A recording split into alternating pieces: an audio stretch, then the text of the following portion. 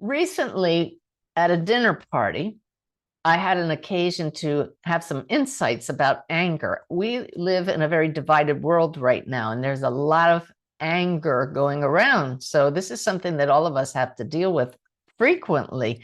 And I realized that we can let the lower vibrations flow through us, but to a point. And I was shown it's like music.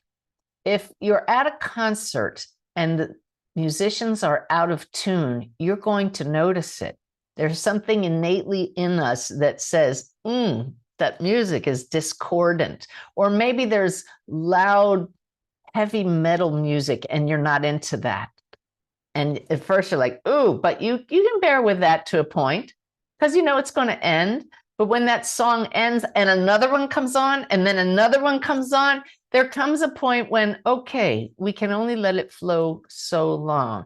So that was a really interesting observation for me, that we don't have to put up with something longer than we need to. So then I suddenly got to the point at this dinner party where I thought, I need to say something to honor the self. And I was the only one that wasn't participating in the conversation. I was observing, trying to say, isn't this interesting? Which will always take you to neutral. And I suddenly said, you know, everybody, I just can't sit here and point out what's wrong with everybody else anymore. And they all looked at me. They hadn't realized that it just gets into this little spinning up thing that picks up its own energy like a storm, right? Becomes magnetic. And all of a sudden, just that one nice little non-defensive, non-confrontational thing shifted the whole energy, and we went back to more of a party mode. So I hope that just gives you all some encouragement that we don't have to become doormats. We don't have to put up with other kinds of energy. To a point, it's a beautiful test, but be true to your higher self as often as you can. Along the same lines, I saw an email that was going around recently. It said, the subject line, want to feel your blood boil? Watch this video. And I looked at that and I said, no, I don't want to feel my blood boil. Delete. See, people know what gets to the people side of us, the human side. And sometimes it feels good to let your blood boil, but it's not good for the soul.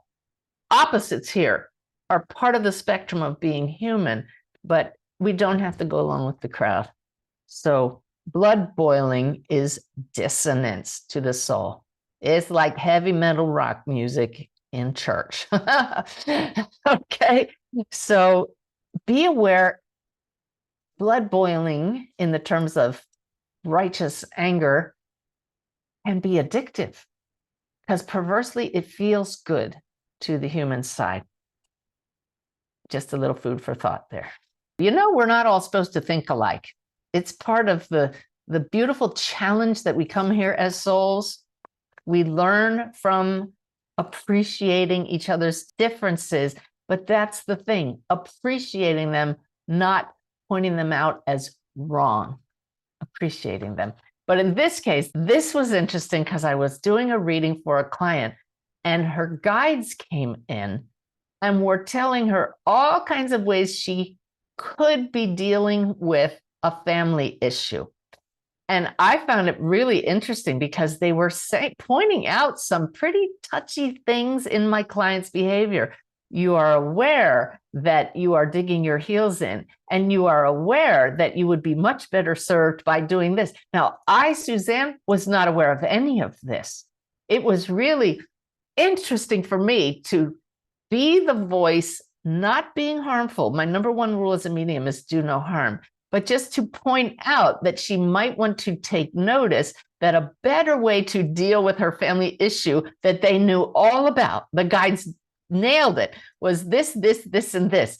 And it was so funny to watch my client squirm and go like this. And when the guides finally stopped speaking, she says, the whole time you were speaking, I wanted to be like that buzzer on a game show and go, eh, eh. She said, I wanted to say, no, no, that's wrong. But all the reasons you were wrong were absolutely right. And I just found it so beautiful that she didn't say, or you were wrong. She listened. She didn't like it, but because she listened, she was able to take it on board, which is beautiful. So my teaching point here is, what if we paused when others are talking to us and just let what people have to say be heard, and notice, are we immediately saying, you're wrong? I have caught myself repeatedly in the last few weeks wanting to point out something in Thai that I feel could be done better, and noticing I doggone it do the exact same thing in my own way. And boy, if we just pause all the time, we'd see that's why many times these things bug us so much, because we need to notice it in ourselves first. If we pause instead of going, you're wrong. That was so funny.